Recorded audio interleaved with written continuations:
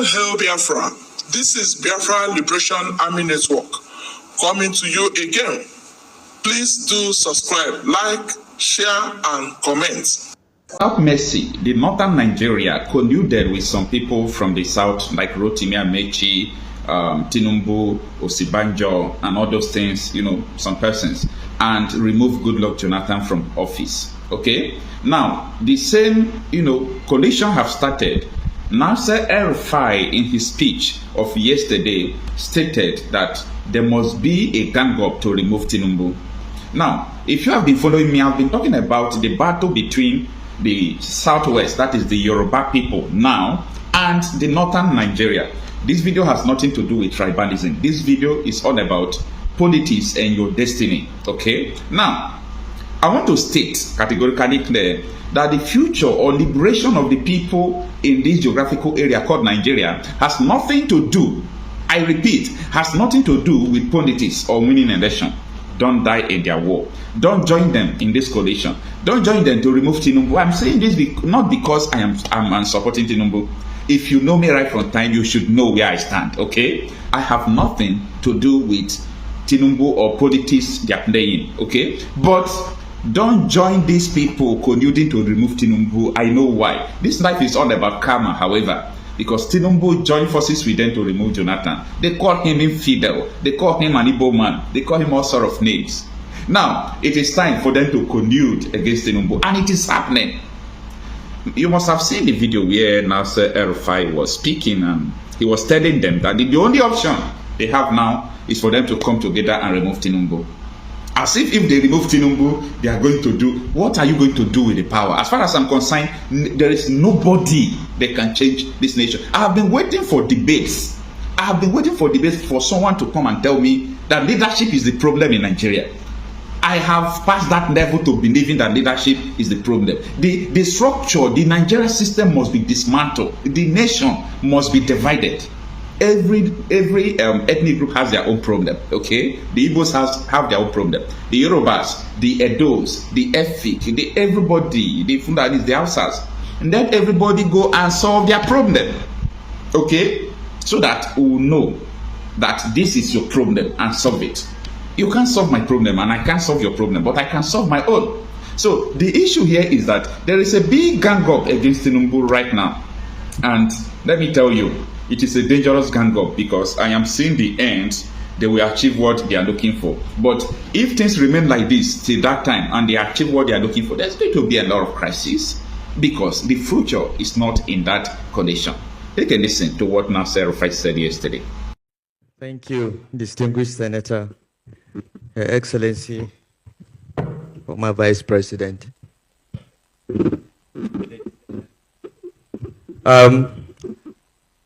If you look at the program, you'll see that I'm not supposed to be on this panel.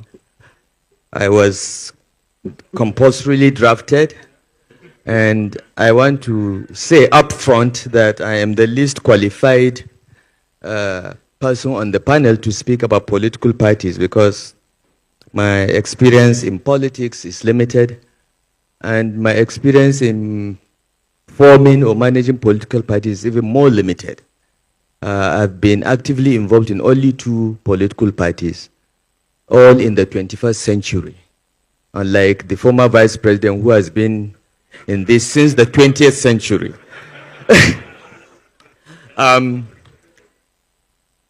I was very active in the CPC. I was one of the leaders of the CPC before we merged into the APC.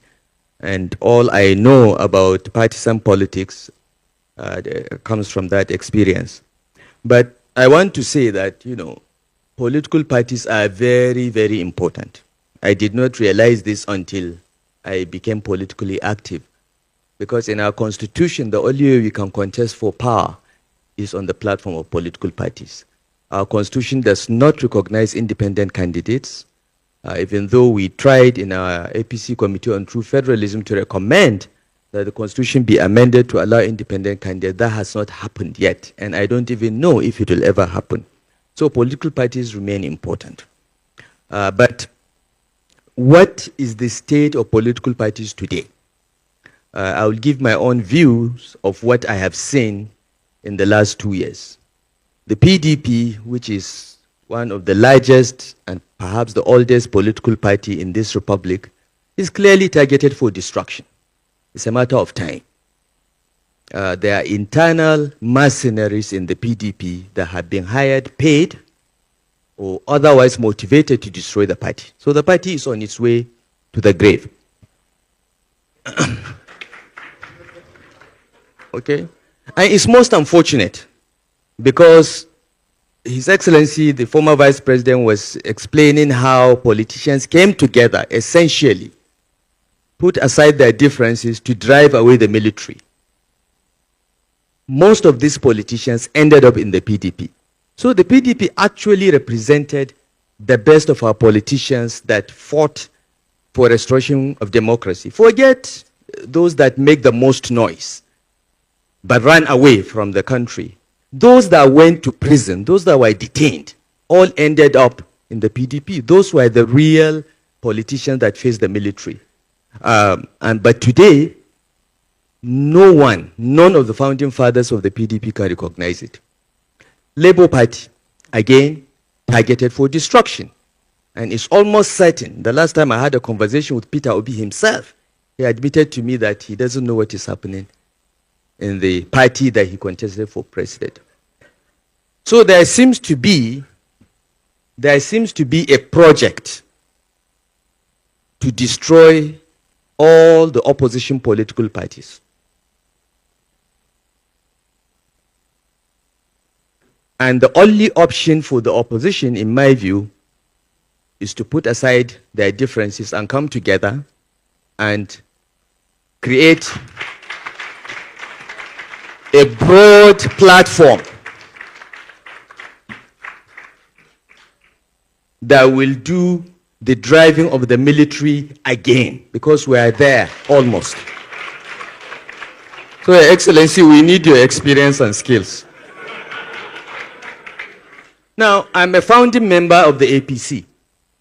If you go to INEC and ask for the form that got APC registered, I'm one of the 34 people that signed for it, and I was a founding member of the National Working Committee of the APC. But frankly, I no longer recognize the party. The party, no party organ of the APC has met for the past 2 years. No caucus, no NEC, nothing. I don't even know if it is a one-man show. It's a zero-man show. Okay. So, though I'm a founding member of the APC has left me behind. I'm still there where we were. We wanted to form a progressive party that will fight corruption, revamp the economy, and restore security to Nigerians. That was the objective of forming our party. And we all came from that party. After forming the party, we went out of our way to recruit others that we feel could add value to the party. We went to the residence of His Excellency Vice President Atiku Abubakar, invited him to join the party. We are not afraid of inviting heavyweights who are potential presidential aspirants, even though many of us were Buhari supporters. But we were not scared. We wanted a broad-based coalition that will address the problems of Nigeria, and we're successful in it. But why the APC today? I don't recognize it, as I said. It has left me behind. I still believe that the purpose of political contestation in Nigeria still remains revamping the economy, restoring security, and fighting corruption. The problems are still there. However, I no longer believe that my party believes in confronting those problems. So the distance between me and the APC is widening. It has left me, it's driving at very high speed away from where I am, but I remain where I am because these problems remain the living problems of Nigeria, and they have to be addressed, and the only way to address them is through the instrumentality of political party. So what happened to our parties? Why did our parties all end up where they are? When we started the APC, we were very hopeful that it will be member-financed party. We registered 15 million members. 15 million. If every member of the APC just gave the party 100 naira, that's 1.5 billion. Just 100 naira a month, which I believe almost everyone can afford. That's 1.5 billion. It's enough to run the party. We had aspirations of that nature. We had dreams of a real, ideologically driven, progressive political party. But today it is something else. If you look at the life cycle of the PDP, it was similar. They all end up becoming a one-man show. No collegiate leadership, no democratic leadership, no internal democracy. And the parties always get pocketed by those elected on the platform of the party. So if you look at what Professor Olukoshi outlined as the key issues to look out for in a party, ideology. What is the ideology of the APC? I don't know. We said we are progressive, but we are not progressive anymore. Okay? What about a societal project? What is our big societal project? I've mentioned the three. But now, if you ask people that were elected on the platform of the APC, they will say, I wanted to be governor, I wanted to be president, I wanted to. No, nobody talks about a national project, societal project anymore. It's about me. Me, myself, and I. What about manifesto? When was the last time you saw the manifesto of a political party in Nigeria? The last one I remember was the one we drafted in 2007 for the PDP. Okay? Since then, the PDP has never produced any manifesto. We did one at the formation of the APC, a very detailed one in 2015. But since then, nothing. The other parties, I don't even know. I haven't seen anything resembling a manifesto. What about membership? Members want to take from the party rather than contribute to the party. So we are in a serious crisis because these political parties are the vehicles through which leadership will emerge. Yet, they exist only on paper or in our imagination. And we must work. And this is a challenge for those in opposition. I'm not yet in opposition, by the way. I'm still in the APC. But this is a challenge to those in opposition. You must come together and form a party that, in my view, should closely resemble the NPN of the Second Republic. That's one political party that was an effective machine. The leadership was collegiate. The party imposed its will on those elected. It is unfortunate that it was terminated in 1983. Maybe by now we would have had a real political culture around collegiate, ideologically driven, and broad-based political parties. So this is the challenge for the opposition. I think I will stop here with my limited knowledge and experience in party formation and management. Thank you. Thank you very much, Your Excellency. I think you did well. And since you're not yet in opposition, we will wait until when you are there because you have to be one of the crafters of the next step. Thank you very much. You know, loyalty to a party comes after loyalty to God and to your country, I think. So, in my view, you know, there is absolutely nothing wrong with a party member wanting his party to win every seat. But I think the problem that we have is that people want to win by hook or by crook. When I was governor of Kaduna State and we had to conduct local government elections, I went to great lengths to ensure that the elections were free and fair. We even went to China and got electronic voting equipment because I believed that it was important that we knew how well we were doing after being in office for 2-3 years. And the best way to test how well we're doing was to have credible local government elections. But believe me, I was just the majority of one because I was the governor. All my colleagues from CPC and ANPP and ACN said, look, just give us one chance to do to PDP what they have done to us for 16 years. Let us write the result and win everything as well. And I said, no, not on my watch. We lost some local governments, chairmanships, we lost some councillors, but on the whole, we won in more than 3/4 of the state, which I think was okay. And as far as I know, that is the only time in the history of this republic that local government elections were held to be free and fair in Nigeria. I have not heard of anywhere else. Because people just believe that the State Electoral Commission should ensure that every seat is won by the party in power. You know, some governors have tried a little bit to concede here and there, but the attitude is that, you know, we must take everything. I hope I've answered your question, but I want to build on what His Excellency Vice President Atiku Abubakar said about what the country faces as a challenge, because I don't think this is a challenge for the opposition. Okay?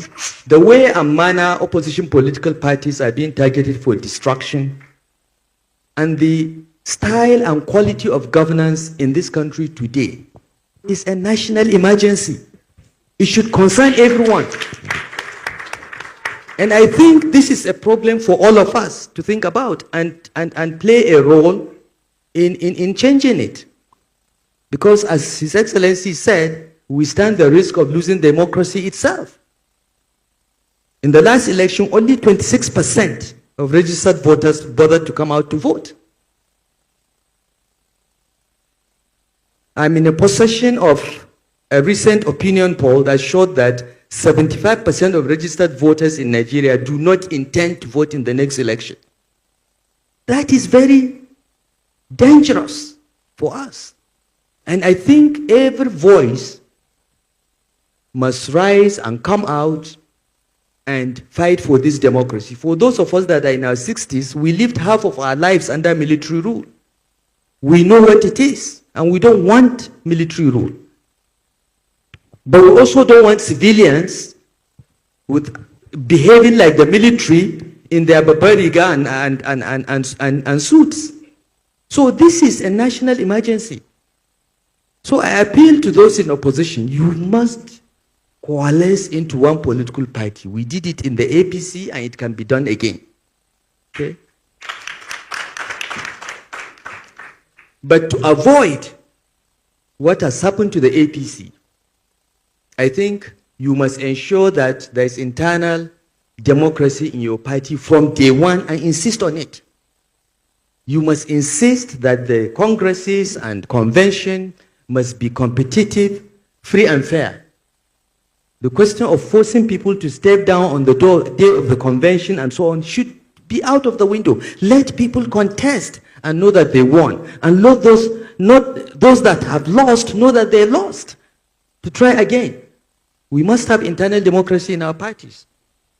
And I think, and I found this out when I went back to Kaduna to contest for governor, I realized that the most important qualification for being a political stakeholder, at least in Kaduna State, was to be an illiterate. You are an illiterate, but you are very, very cunning. That's political stakeholder. We have to change it. We must have minimum qualifications. This politics is about leadership. You produce leaders through this political process. You cannot afford to have illiterates, semi-illiterates, cunning people, and so on as your leaders. You will end up with what we have. So the parties must have a standard. The Constitution may say, okay, the Constitution may say that if you have a secondary school certificate or you've attended secondary school, you can be president. Yeah, that's the minimum. But it doesn't mean that the parties cannot have a standard higher than that for the leadership of the parties. Because the leadership, it is the leadership of the parties that vote in congresses and conventions to produce the candidates. So when you have low quality party leaders, they are the delegates, you have low quality candidates. And you end up with a beauty contest consisting of only very ugly women.